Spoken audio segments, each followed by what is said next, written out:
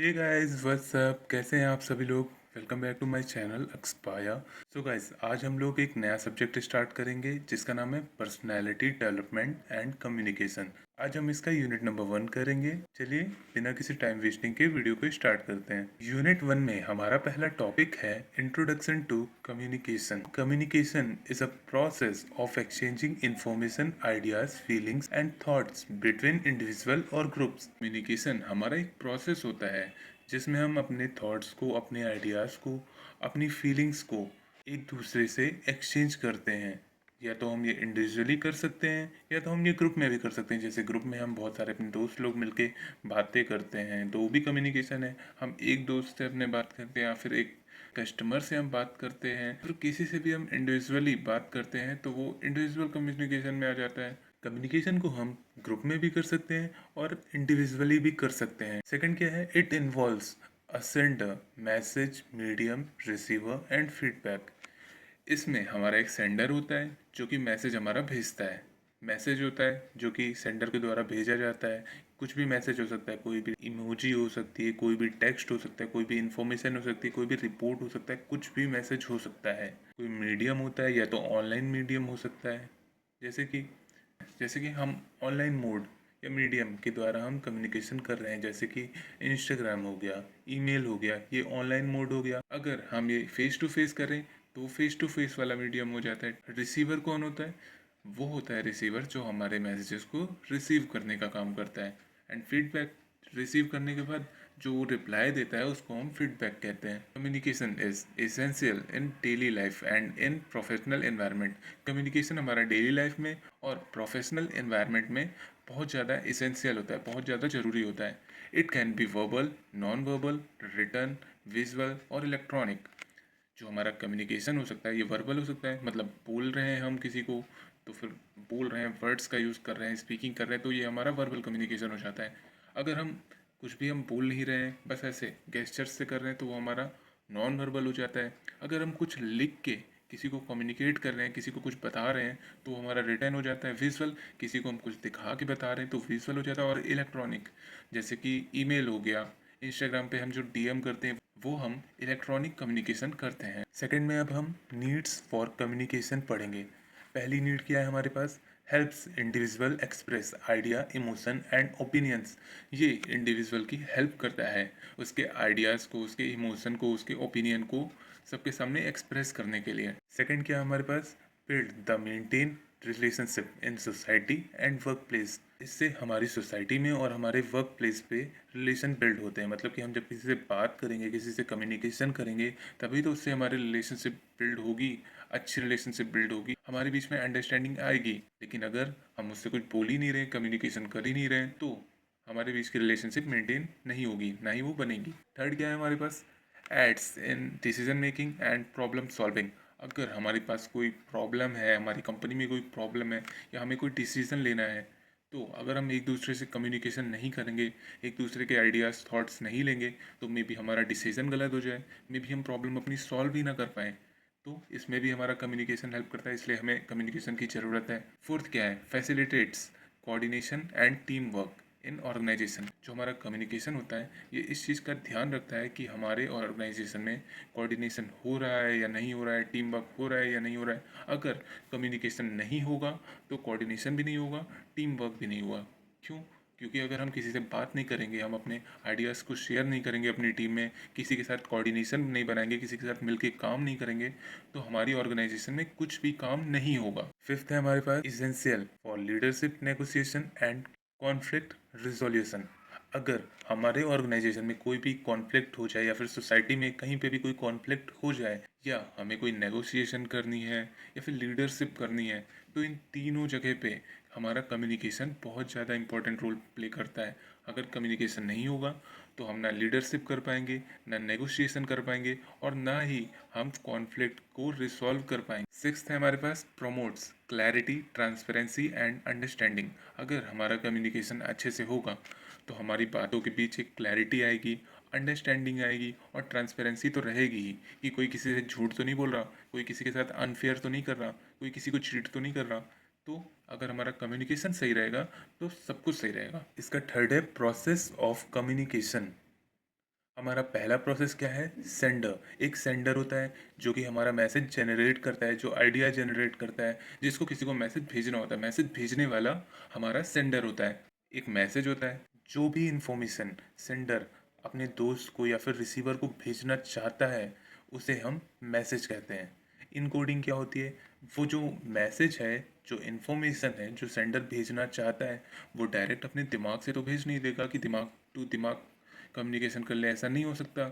उसको पहले इनकोडिंग करेगा, सिंबल्स में करेगा, वर्ड्स में करेगा, गेस्चर्स में करेगा या फिर इमोजीज में करेगा। इनकोडिंग करने के बाद फिर वो भेजेगा। फोर्थ हमारे पास क्या है? चैनल। चैनल क्या होता है? चैनल एक मीडियम होता है जिससे कि हमारा मैसेज हमारे रिसीवर तक पहुंचता है। इसके एग्जांपल्स क्या होते हैं? स्पोकन वर्ड्स, रिटन टेक्स्ट या विजुअल। स्पोकन वर्ड्स में जैसे कि हम फेस टू फेस किसी बंदे से बात कर रहे हैं और हम जो वर्ड्स बोल रहे हैं या फिर जो हम वॉइस मैसेज किसी को भेज रहे हैं तो उसे स्पोकन वर्ड्स में काउंट किया जाता है।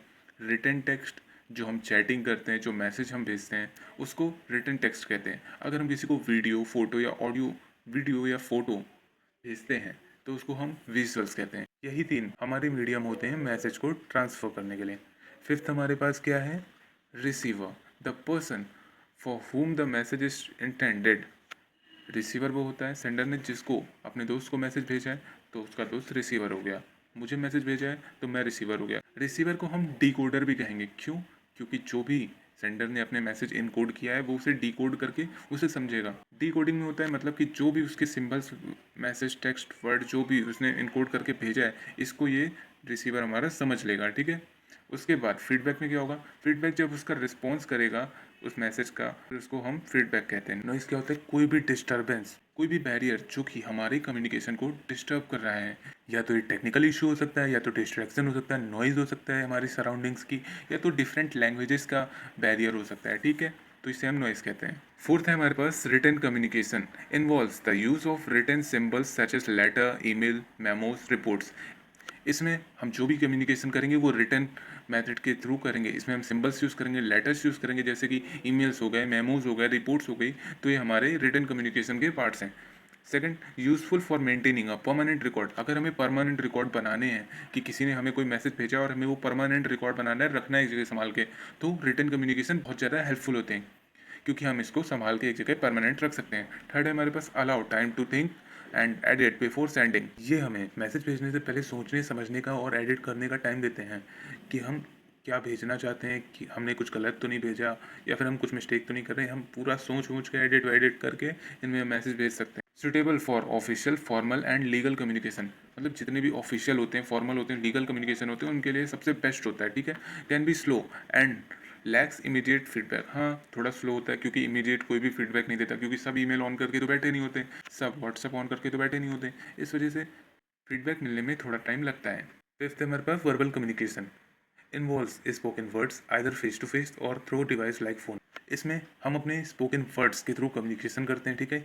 या तो हम फेस टू फेस करेंगे या फिर हम किसी डिवाइस के थ्रू करेंगे, जैसे कि फ़ोन कॉल हो गई, वीडियो कॉल हो गई, तो ये हमारे वर्बल कम्युनिकेशन में आ जाते हैं। Includes tone, pitch and pace of speech. इसमें हम हमारी बात करने का लहजा कैसा है, टोन कैसी है, पिच कैसी है और हम कैसे बात कर रहे हैं, ये सब जरूरी होता है। ठीक है। Effective for quick feedback and emotional expression. अगर हमें जल्दी रिप्लाई चाहिए तो वर्बल कम्युनिकेशन बहुत ज़्यादा क्विक होता है, बहुत जल्दी इसमें रिप्लाई मिल जाता है। और अगर हमें किसी को इमोशनल अपने एक्सप्रेस करने की, भाई ऐसा हो गया, भाई मेरी बंदी छोड़ के चली गई, भाई उसने मुझे धोखा दे दिया, ऐसी ऐसा हो गया, मेरे मेरे मेरा कट गया, ये सब इमोशनल वगैरह, मतलब इमोशंस वगैरह एक्सप्रेस करना है तो कॉल तुम्हारे लिए बहुत अच्छी है। फॉर्म अब तुम मैसेज में थोड़ी टाइप करोगे कि भाई मेरा कट गया, रोने वाली इमोजी, अजीब लगेगा ना, अच्छा नहीं लगेगा। तो इससे अच्छा डायरेक्ट तुम कॉल कर लो। फोर्थ पे हमारे पास can be formal presentation, meeting और इनफॉर्मल कन्वर्सेशन। जो हमारे वर्बल कम्युनिकेशन होते हैं ये फॉर्मल भी हो सकते हैं, जैसे कि हम प्रेजेंटेशंस करते हैं, मीटिंग्स करते हैं, तो ये हमारे फॉर्मल कम्युनिकेशन हो जाते हैं। बट अगर हम नॉर्मल कन्वर्सेशन कर रहे हैं तो वो हमारा इनफॉर्मल कम्युनिकेशन में आ जाता है। ठीक है। सिक्स्थ है हमारे पास visual communication. Uses visual elements like images, graphs, charts, videos and symbols to communicate. इसमें हम वीडियोस का यूज़ करते हैं, चार्ट्स का यूज़ करते हैं, ग्राफ्स का यूज़ करते हैं और सिंबल्स का यूज़ करते हैं किसी से कम्युनिकेट करने के लिए। Helps in simplifying complex data. जितना भी कॉम्प्लेक्स डेटा है, जैसे कि जो नहीं समझ में आ रहा है, तो विजुअलाइज अगर हम उसको करेंगे तो वो हमें कॉम्प्लेक्सिटी को सिंप्लीफाइड कर देगा। जितना भी हमारा कॉम्प्लेक्स डेटा है उसको वो सिंप्लीफाइड कर देगा विजुअल्स के माध्यम से। इसके बाद क्या है, attract attention and enhance memory retention.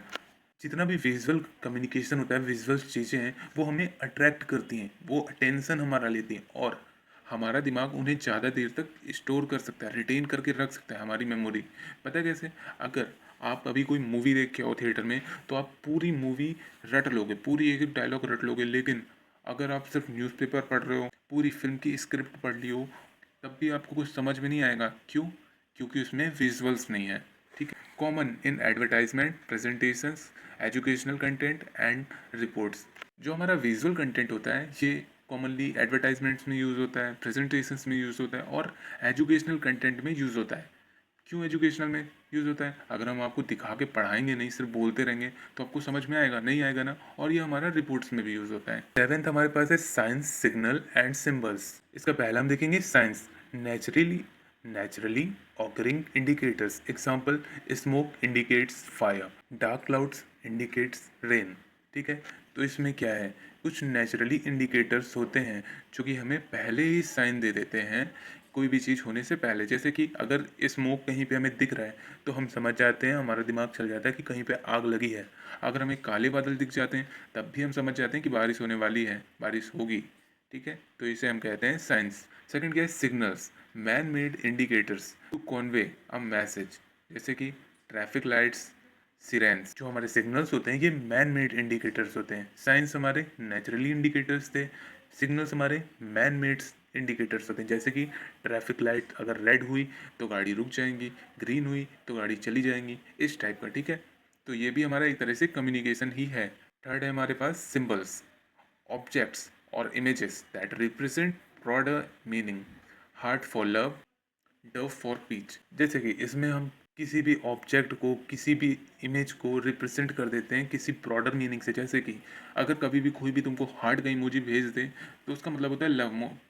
वैसे तो लव होता नहीं है, मोस्ट ऑफ द लोग लव ही निकाल लेते हैं। कोई एज अ फ्रेंड भी हार्ट भेज दे तो उसे लव समझ लेते हैं कुछ लोग, ऐसा ही होता है। ठीक है। तो उसका बहुत ज़्यादा ब्रॉडर मीन होता है। छोटे से हार्ट के इमोजी से, एक छोटे से हार्ट के पिक से इतना बड़ा कॉन्सेप्ट जुड़ा है लव का। डव, डव एक चिड़िया होती है जो कि पीस के लिए, पीस मतलब शांति के लिए, शांति तो है ही कितनी बड़ी चीज़, सब लोग को शांति चाहिए, मुझे भी शांति चाहिए। एर्थ है हमारे पास silence as a mode of communication. Silence can be communicate a range of emotions and reaction. जैसे कि हमारी स्ट्राइक्स हो गई, धरना देने जब हम लोग जाते हैं तो हम साइलेंस के थ्रू ही तो अपना कम्युनिकेशन करते हैं सरकार के सामने कि हमारी मांगे पूरी करो वरना हम उठेंगे नहीं। हम लड़ाई नहीं करते हैं, हम साइलेंस से सब कुछ मांगते हैं। सत्याग्रह हो गया, अरे इधर इतनी दूर मत जाओ, अपनी बंदी का एग्जाम्पल ले लो। वो जब चुप होकर बैठ जाती है तो तुम क्या ये समझते हो कि मैटर खत्म, कोई भी बात नहीं हो रही? नहीं, वो अपने साइलेंस में ही तुमसे बात कर रही है, तो तुम्हें उसका जवाब देना होगा। और नहीं दोगे जवाब तो कलेश होगा। इससे अच्छा जवाब दो, कुछ पूछो क्या हुआ क्या हुआ, ऐसे तुम पूछते रहो। तो यहाँ पे साइलेंस भी बहुत बड़ा कम्युनिकेशन है। इससे हम लोगों के इमोशंस से और उनके रिएक्शन से पता लगा सकते हैं कि वो क्या कहना चाहते हैं। सेकंड क्या है, may indicate agreement, disagreement, respect, anger, confusion और कंटेम्पलेशन। जैसे कोई एग्रीमेंट हो गया उसमें साइलेंस हो जाएंगे, कोई डिसएग्रीमेंट में साइलेंस हो जाएंगे, जैसे तुमसे डिसएग्री कर रहे हैं इस वजह से साइलेंट हो गए, कोई तुम्हारी रिस्पेक्ट कर रहा है इस वजह से साइलेंस हो गया, और कोई तुमसे गुस्सा हो गया इस वजह से तुमसे बोलचाल बंद है, बिल्कुल चुप हो गया, कोई कंफ्यूज है इसलिए बोल ही नहीं रहा है, कुछ साइलेंस है। ऐसे ही होता है। ठीक है। थर्ड में हम देखते हैं used effectively in negotiation, interviews and social interaction. इसका यूज़ हम नेगोशिएशंस में करते हैं, इंटरव्यू में करते हैं और सोशल इंटरेक्शंस में भी करते हैं। जैसे इंटरव्यू में कैसे करते हैं, अब हम जाके तो बोलेंगे नहीं ना डायरेक्ट कि और भाई सब बढ़िया, मुझे नौकरी में रख लो, ऐसा वैसा। ऐसे बोलेंगे तो पहले ही निकाल देंगे तुमको। नहीं, वहाँ पे शांति से बैठना होता है, जो वो पूछें वही जवाब देना होता है, ज़्यादा इधर उधर नहीं करना होता। वही चीज़ नेगोशिएशन में भी होता है। नेगोशिएशन अगर हम कर रहे होते हैं तो वहाँ पे भी शांति की, साइलेंस की बहुत ज़्यादा ज़रूरत होती है। क्या दिखाने के लिए कि हम एग्रीमेंट में हैं या डिसएग्रीमेंट में हैं, या हम एंगर हैं, या फिर हमारा रिस्पेक्ट शो करने का मन है, हम क्या कर रहे हैं, या फिर हम कंफ्यूज हैं। इन सब को शो करने के लिए हमारा साइलेंस बहुत ज़्यादा इंपॉर्टेंट रोल प्ले करता है। फोर्थ है हमारे पास culturally dependent. Silence has different meaning in different societies. मतलब कि जो साइलेंस होता है ना, ये कल्चरली ना इंडिपेंडेंट होता है। हर जगह पे साइलेंस का मतलब अलग होता है। मतलब कहीं पे कोई साइलेंस हो गया तो उसका मतलब अलग है, यहाँ पे मैं साइलेंस हो गया तो इसका मतलब अलग है। तो हर साइलेंस का अलग अलग मतलब है। नाइन्थ में हमारे पास है inter cultural communication occurs between people और डिफरेंट कल्चर बैकग्राउंड। इसमें हम किन से कम्युनिकेशन करते हैं? एक पर्सन डिफरेंट कल्चर के बैकग्राउंड वाले बंदे से जब कम्युनिकेशन करता है तो उसे हम इंटर कल्चरल कम्युनिकेशन कहते हैं। Requires awareness of culture value, belief, tradition and communication style. अगर हम किसी डिफरेंट कल्चर वाले से बात कर रहे हैं तो पहले ही हमको उनके कल्चर वल्चर के बारे में थोड़ा सा अवेयरनेस होनी चाहिए, क्योंकि हमारे कल्चर में पता नहीं वो शायद से मजाक में लेते हो, लेकिन क्या पता उनके कल्चर में कितना बड़ा पाप तुम लोग ने कर दिया हो। तो बिल्कुल उनके ट्रेडिशन को, उनके कम्युनिकेशन स्टाइल को सीरियसली लेना है और पहले ही अवेयर रहना है कि उनका स्टाइल कैसा है, इनका ट्रेडिशन कैसा है और उनका कल्चर कैसा है। थर्ड में क्या है हमारे पास? Reduces misunderstanding in diverse environment. जो हमारा इंटर कल्चरल कम्युनिकेशन होता है ये हमारी मिसअंडरस्टैंडिंग्स को रिड्यूस करने का काम करता है। डाइवर्स एनवायरनमेंट में अगर हम कहीं पे हैं और हम उनके सब चीज़ से अवेयर हैं कि उनका कल्चर कैसा है, उनकी कम्युनिकेशन स्टाइल कैसी है, उनका ट्रेडिशन कैसा है, ठीक है। जैसे कि अभी मैं एग्जांपल लूँ, हरियाणा का ले लेता हूँ एग्जांपल, ठीक है। अगर मैं हरियाणा में किसी, मैं वैसे जैसे कि मैं यूपी से हूँ, यूपी से मैं बिल्कुल प्यार से बात करता हूँ, आप करके बात करता हूँ, लेकिन हरियाणा में बिल्कुल मतलब उनकी बोली अलग सी होती है, खड़ी बोली होती है, आई डोंट नो कैसी होती है, लेकिन ऐसा लगता है कि जैसे वो लड़ाई करने आ रहे हैं या फिर मारने आ रहे हैं, इस type. But reality totally different होती है। वो उनका ट्यून ही है, मतलब कि वो उनका टोन ही है हरियाणा का। अगर हम उसको सीरियसली ले लेंगे, हम उसको गलत तरीके से जज करेंगे, मिसअंडरस्टैंडिंग करेंगे तो मिसअंडरस्टैंडिंग होंगी। बट अगर हम इंटर कल्चर कम्युनिकेशन के सारे रूल्स अपनी लाइफ में अप्लाई करेंगे तो मिसअंडरस्टैंडिंग की चांसेस, अगर हम डाइवर्स कल्चर में बात कर रहे हैं तो बहुत कम होंगे, ठीक है। Intra culture communication happens among people from the same culture और बैकग्राउंड। इसमें हम किन से कम्युनिकेशन करते हैं? सेम कल्चर के हैं, सेम बैकग्राउंड से हैं, सब लोग सेम लोग हैं, उनसे हम जो कम्युनिकेशन करते हैं उसे हम इंट्रा कल्चर कम्युनिकेशन करते हैं। जैसे कि मैं मैनेजर हूँ एसबीआई बैंक में और मेरे बगल वाला इंसान भी एक मैनेजर है एसबीआई बैंक का ही।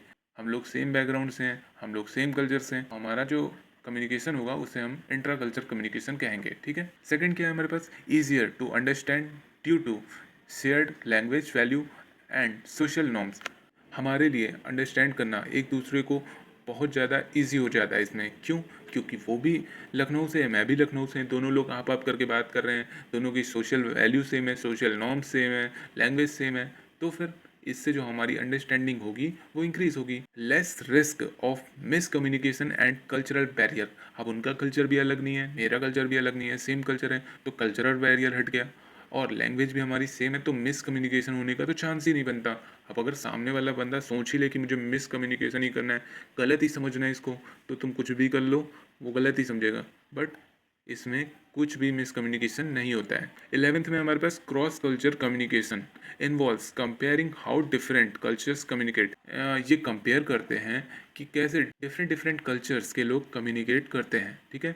Focuses on understanding similarities and difference in communication pattern. इसमें हम फोकस करते हैं, अंडरस्टैंड करते हैं कि क्या सिमिलैरिटीज़ हैं हमारे कम्युनिकेशन में और उनके कम्युनिकेशन में, और कौन से डिफरेंस हैं हमारे कम्युनिकेशन पैटर्न में और उनके कम्युनिकेशन पैटर्न में। थर्ड है हमारे पास helps improving interaction in multiculture work place and social settings. इससे हमारा जो इंटरेक्शन होता है ना मल्टीकल्चर वर्क प्लेस पे, वो इम्प्रूव हो जाता है, हमारे सोशल सेटिंग्स इम्प्रूव हो जाती हैं, हम अच्छे से कम्युनिकेट कर पाते हैं, अच्छे से समझ पाते हैं, क्योंकि ऑर्गेनाइजेशन में सब एक ही कल्चर के लोग तो होते नहीं हैं, मल्टी कल्चर लोग होते हैं। अगर हम उनसे इंटरेक्शन नहीं करेंगे, उनको नहीं समझेंगे, तो हमारे बीच में मिसअंडरस्टैंडिंग हो जाएंगी। 12th में हमारे पास international communication, communication between individual और ऑर्गेनाइजेशन अक्रॉस नेशनल बाउंड्रीज।